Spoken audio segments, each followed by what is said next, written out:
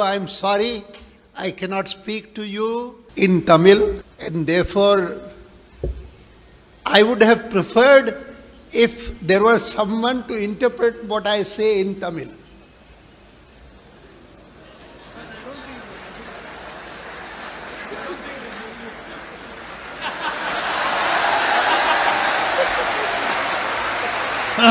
Who is like Cho, then I would say that the translation would be far, far better than the original speech.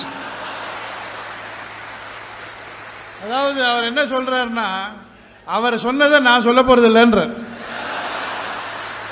இப்படி ஒரு நம்பிக்கையுடன் அவர் ஆரம்பிக்கிறார். He has no faith in me. That is why he says that what I am going to speak is not what he speaks.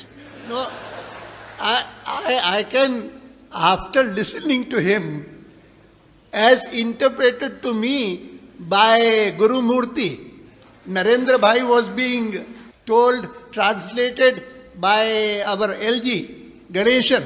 Both of us were enjoying the Tamil speech. I now invite to address you the merchant of death. The merchant of death to terrorism.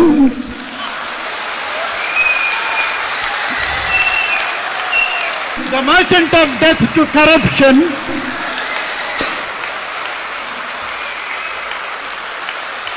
The merchant of death to nepotism. The merchant of death to official inefficiency. The merchant of death to bureaucratic negligence.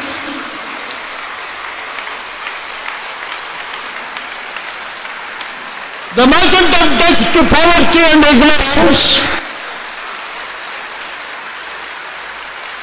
The merchant of death to darkness and despair will now address you. Cho remains with us in our thoughts. He will be very proud of the progress this magazine has made in the last 5 decades. Cho had a special style of journalism. For him, 3 things were fundamental. One was facts. Facts are most important. They give moral strength to the report. Second was intelligent arguments. Any reader seeking to formulate an opinion will always appreciate intelligent arguments as they are logical and based on reason. Third, unique to Cho, only and only Cho. He had extensive focus on satire. The first page of Tughlaq carries a satirical cartoon. Satire is the best way to make your point and educate people. 3 நாளைக்கு முன்னால பிரதம மந்திரி அலுவலகத்திலிருந்து எனக்கு ஒரு telephone வந்தது. இந்த துக்ளக் ஆண்டு விழா ஜனவரி 14ஆம் தேதி நடக்குமே, இந்த முறை நீங்கள் என்ன திட்டமிட்டிருக்கிறீர்கள் என்று பிரதம மந்திரி நம்மிடம் கேட்டார். எந்த அளவுக்கு சோவும் துக்ளக்கும் அவர் மனதில் ஒரு தாக்கத்தை ஏற்படுத்தி இருக்கிறது என்பது எனக்கு ஆச்சரியமாக இருந்தது. அவர் தமிழ் படிப்பவர் அல்ல. தமிழ் படித்ததனால துக்ளக்கினுடைய பெருமையை அவர் உணர்ந்து கொண்டார் என்று சொல்ல முடியாது. சோ அவர் பெயரில் வைத்திருந்த மரியாதை, அவருக்கு சோ பெயரில் இருந்த மரியாதை எந்த அளவுக்கு உலகமே நரேந்திர மோடியை வெறுத்த போது இவர்தான் பிரதம மந்திரியாக வருவார், இவர்தான் உறுதியாக ஒரு தலைமை கொடுக்க முடியும் என்று நீங்கள் பார்த்திருப்பீர்கள். இது மாதிரி ஒரு தீர்க்கதரிசியாக நரேந்திர மோடி அவரை தேர்ந்தெடுத்து தமிழ்நாட்டுக்கு கொண்டு வந்து எல்லோரும் வெறுத்த போது அவர் உங்கள் முன்னால் நிறுத்தி இவர்தான் தலைவர் என்று கூறிய அந்த மனதில் அவருக்கு அந்த நன்றி உணர்ச்சி மாத்திரம் இல்லாமல் அவருக்கு அந்த அவரோட துக்ளக்கோட ஒரு அட்டாச்மெண்ட் ஏற்பட்டது என்பதை நாம் மனதில் கொள்ள வேண்டும். சார் ஒரு ஜீனியஸ் எல்லாம் வந்து படித்தோ அனுபவத்தாலோ உருவாகிறது இல்லை. அவங்க ஜீனியஸ் ஆகிட்டு உருவாகிட்டு பிறந்து வருவாங்க இந்த உலகத்துக்கு. அதுக்கு வந்து ஒரு துறையை வந்து அவங்க செலக்ட் பண்ணுவாங்க. அந்த துறையில் வந்துட்டு அவர் வந்து ரொம்ப தொலைநோக்கு பார்வையுடன் ஒரிஜினாலிட்டியுடன் யாரும் சிந்திக்காத சொல்லாத காரியங்களை செய்து ஜனங்களாலே அடையாளம் கண்வாங்க. அடையாளம் பார்த்து அவங்க ஜீனியஸ்ன்னு சொல்லி அப்போ தான் அவங்க அடையாளம் தெரியும். அந்த மாதிரி ஒரு ஜீனியஸ் தான் நம்ம சோ ராமசாமி அவர்கள். அவர் சோ என்று நிரூபிக்கிறதுக்கு அவர் எடுத்த துறை பத்திரிகை துறை, அவர் எடுத்த ஆயுதம் துக்ளக். துக்ளக் வாசிகர் பட்டாளத்தை அவர் உருவாக்கல, ஒரு துக்ளக் ஒரு இனத்தையே உருவாக்கினார். அவர் முரசொலியை வச்சுட்டு இருந்தா அது வந்து அவர் திமுக காரன் சொல்லிடலாம், துக்ளக் வச்சிருந்தா அவன் அறிவாளின்னு சொல்லிடலாம்.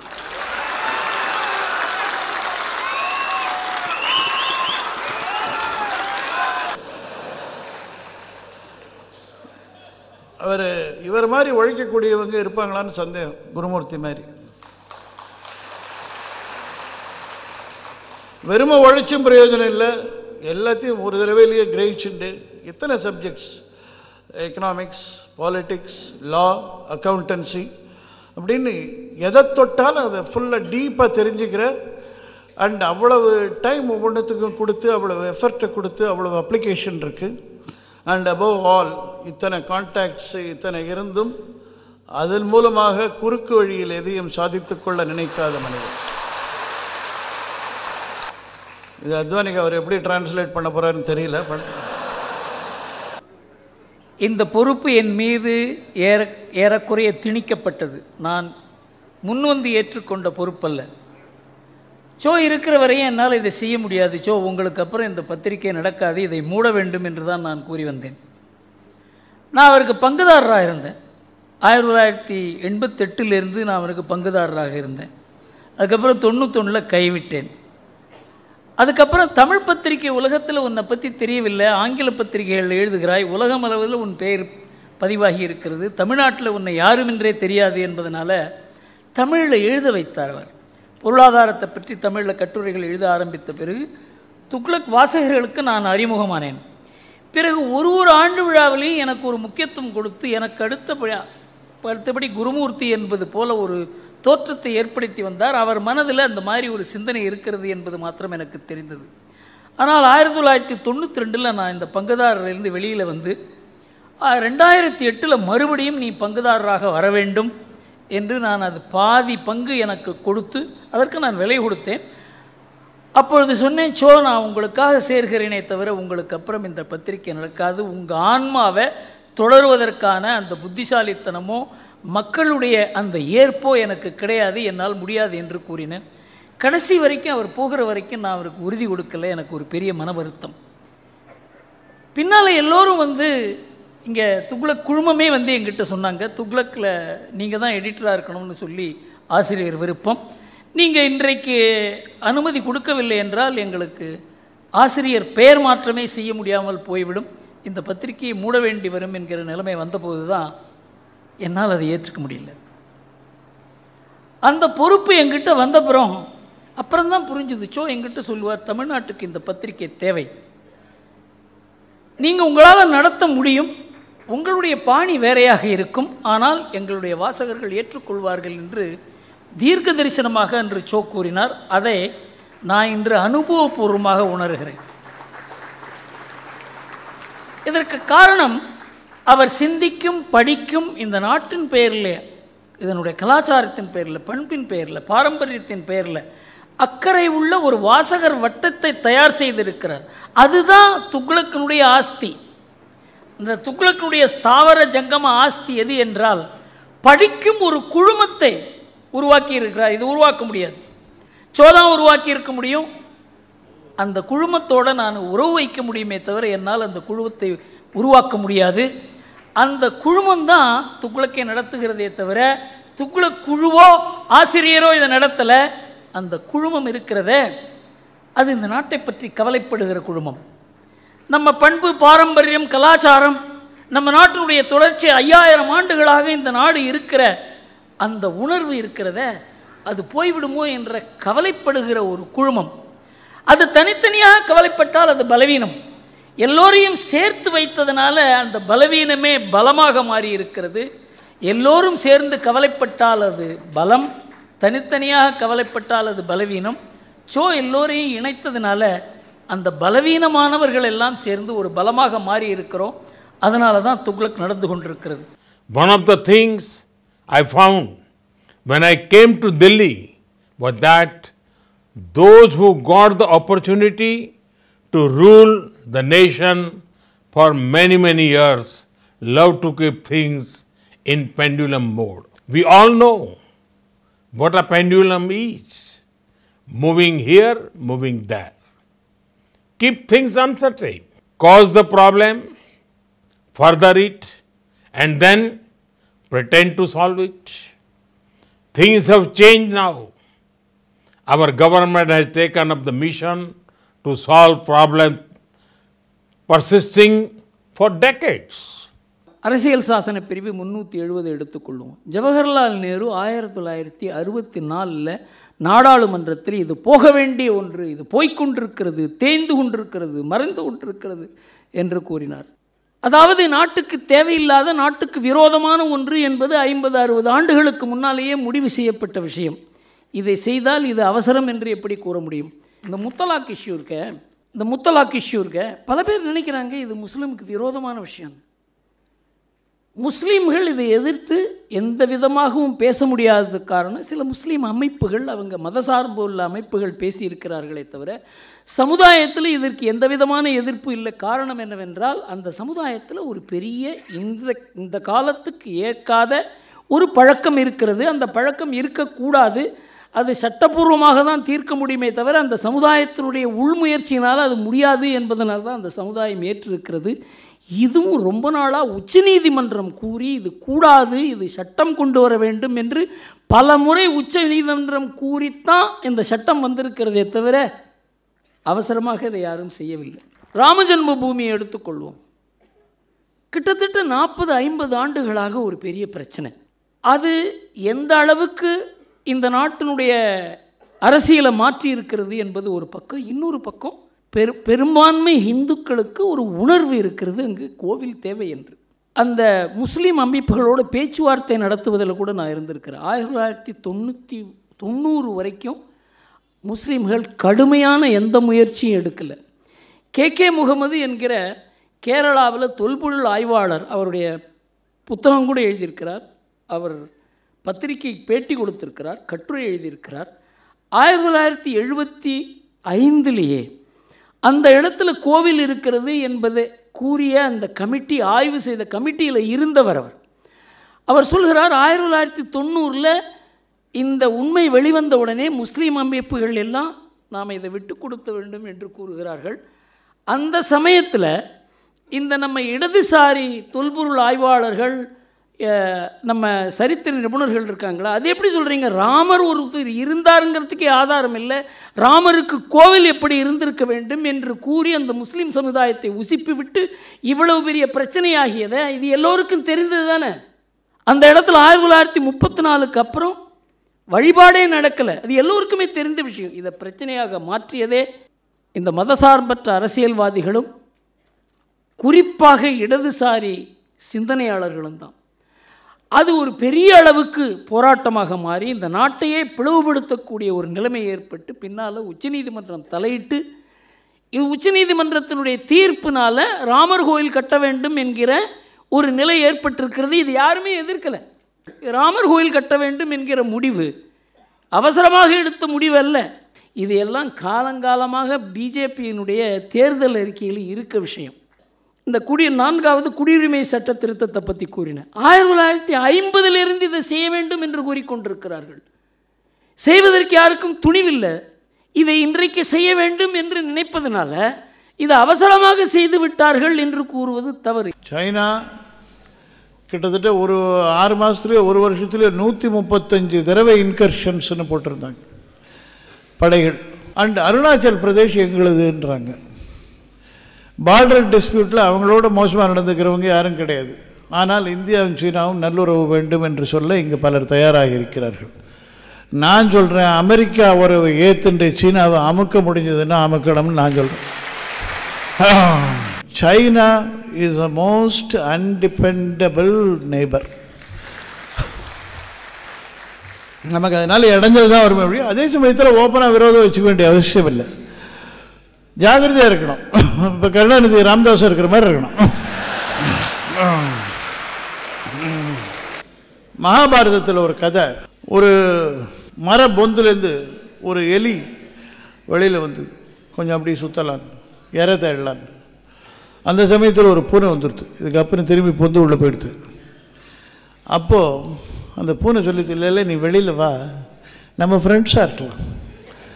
இது சொல்லுது, நான் வரமாட்டேன், நான் உனக்கு இறை, உனக்கு நீ என்ன சாப்பிட்றவன், நீ நான் போய் ஒன்றை நம்பி எப்படி உள்ள வரமாட்டேன்.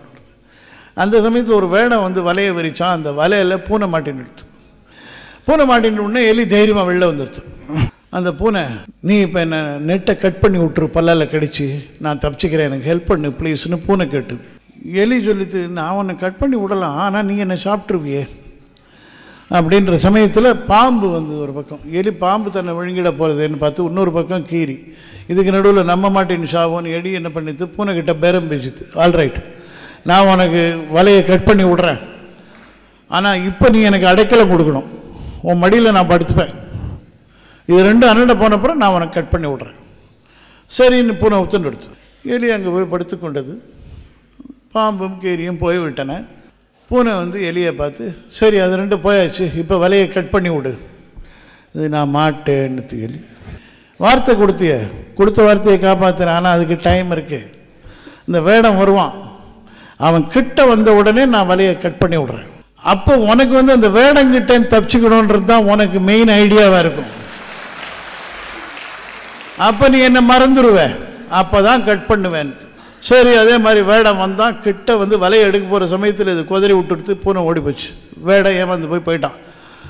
அதுக்கப்புறம் இது பொந்து உள்ள போயிடுது. பூனை திரும்பி, நீ எனக்கு உதவி பண்ணிட்ட, நானும் உனக்கு உதவி பண்ணிட்டேன், அதனால் இனிமேல் நம்ம ஃப்ரெண்ட்ஸ் தான். இந்த கதை எங்கிட்ட வேண்டாம், நம்ம ரெண்டு பேருக்கும் ஒரு நெசசிட்டி வந்தது, ஃப்ரெண்ட்ஷிப் வந்தது, அந்த நெசசிட்டி போச்சு, ஃப்ரெண்ட்ஷிப்பும் போச்சு, போகணும். இந்த மாதிரி தான் சைனா மாதிரி நாடுகள்கிட்ட நாம் இருக்கணும்ன்ற. நடுநிலை என்பது சரி தவறு இது இரண்டுக்கும் மத்தியில், இதுவும் சரி அதுவும் சரி, அந்த மாதிரி பத்திரிகைகள் இருக்கின்றன. அவர்களுக்கு நடுநிலை பத்திரிகைகள் என்ற பெயரும் உண்டு. அதில் முக்கியமான பத்திரிகை ஹிந்து பத்திரிகை. ஆனால் நல்லதுக்கும் கெட்டதுக்கும் மதியில் நாங்கள் ஒரே ரெண்டுக்கும் ஈக்வி டிஸ்டன்ஸ் வைத்திருப்போம் என்று கூறுவது ஒரு தவறானது, நாணயமானதல்ல என்பதனால துக்ளக்கில் இதை பற்றி ரொம்ப மிக ஆழ்ந்து தவறுக்கும் சரி என்பதற்கும் மத்தியில் இருக்கக்கூடாது, சரி என்பது சரி என்று கூற வேண்டும் என்கிற அந்த ஆண்மை படைத்த பத்திரிகை, அதற்காக எந்த கஷ்டம் வந்தாலும் ஏற்றுக்கொள்கிற ஒரு தன்மை பத்திரிகை பறிபோனாலும் சரி துவக்கத்திலேயே நடந்தது. நரேந்திர மோடி அவர்களுக்கு குஜராத்தில் பல முஸ்லிம்கள் கணிசமானவர்கள் ஓட்டளித்திருக்கிறார்கள். டெலிவிஷன்லேயே வந்து சொன்னாங்க, இன்டர்வியூலேயே சொல்கிறாங்க, அவங்க என்ன கலவரம் நடந்து போச்சு, இதுக்கு முன்னாலெல்லாம் நடக்கலையா, இப்போ மட்டும்தான் நடந்ததான்னு அவங்க கேட்குறாங்க முஸ்லிம்ஸ். குஜராத்தில் அவர் மோடி கிட்ட கேட்டாங்க ஆஃப்டர் தி எலெக்ஷன்ஸ், இனிமேல் முஸ்லிம்ஸுக்கு இங்கே செக்யூரிட்டி இருக்குமா அப்படின்னு. அவர் சொன்னார், ஒவ்வொரு குஜராத்திக்கும் செக்யூரிட்டி இருக்கும், அதில் முஸ்லீம்களும் அடக்கம். இதில் என்ன தனியாக பிரித்து பார்க்க வேண்டியிருக்கு. பல பேர் சொல்கிறாங்க, இந்த எடப்பாடி வந்து பாஜகவினால தான் அவர் வந்து பதவியில் இருக்கார், பாஜகவுக்கு இதுக்கு எந்த சம்பந்தமும் கிடையாது, பாஜக வந்து எடப்பாடியை பிடிச்சி தள்ள முடியாது, எடப்பாடிக்கு அவருடைய சுக்கிரதசை ஓடுவதனால அவருக்கு எதிர்ப்பு எதுவும், யார் எதிர்த்தாலும் சரி எதிர்ப்பு இல்லாத போது அவருக்கு சொந்த வகையில் செல்வாக்கு இல்லாத இருக்கலாம், அரசியலில் பெரிய ஒரு ஆளுமை இல்லாத இருக்கலாம், ஆனால் அவர் அந்த பதவியில் இருக்கார், அந்த பதவியில் இருந்து அவர் வெளியேற்றுவதற்கு யாராலையும் முடியலைங்கிறது தான் உண்மை. சிலதெல்லாம் மீதியே வைக்கக்கூடாது. அக்னிசேஷம் ரணசேஷம் சத்ருசேஷம் ததை வச்ச புனப்புன பிரவர்த்தேத தஸ்மாத் சேஷம் ந காரியேத்.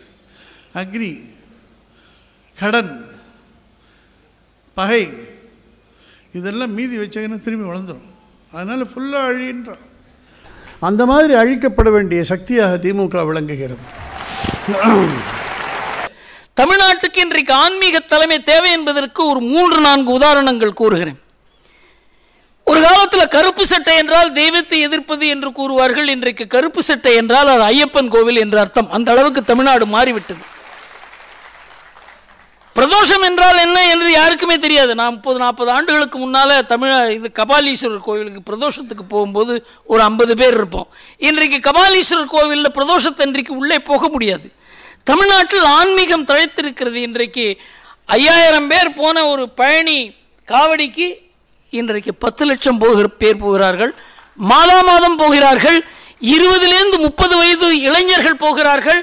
இளைஞர்கள் இன்றைக்கு ஈர்க்கப்படுவதே ஆன்மீகத்தால் தான், அரசியலால் அல்ல. அதை ஸ்டாலின் கூறியிருக்கிறார்.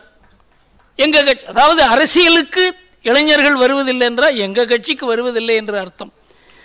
தமிழ்நாட்டு இளைஞர்களை ஈர்க்கும் அளவுக்கு தலைமை இல்லை, கொள்கை இல்லை, நேர்மை இல்லை, வசீகரம் இல்லை.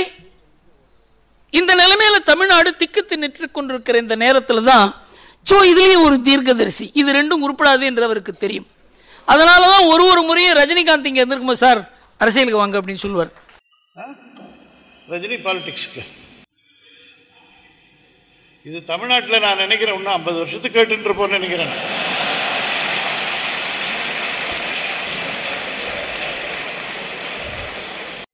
ஆனால் அவர் அவ்வளோ லேசில் மாற்றுறதில்லை. பட் அவரை மாதிரி ஒரு ஆள் வந்தால் பாலிடிக்ஸுக்கு ரொம்ப நல்லதுன்றது என்பது.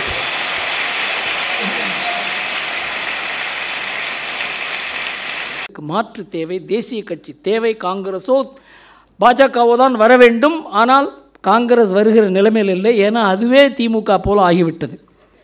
பாஜக ஒன்று தான் வர முடியும். அது திரிபுரா போலவோ மேற்கு வங்கம் போலவோ ஒரு பெரிய அளவுக்கு அதில் ஒரு தமிழ்நாட்டில் மாற்றம் ஏற்படுமா என்கிறது ஒரு பெரிய கேள்விக்குறி. அடுத்த ஆண்டு விழா 2021 தேர்தலுக்கு முன்னால் வருகிற ஆண்டு விழா. அதற்கு முன்னால் தெளிவு இருக்கும். நாம் வாசகர்களுக்கும் தமிழகத்துக்கும் நம்முடைய கருத்தை, இன்னும் ஆழ்ந்த கருத்தை பதிவு செய்ய முடியும் என்று கூறி விடைபெறுகிறேன். வணக்கம்.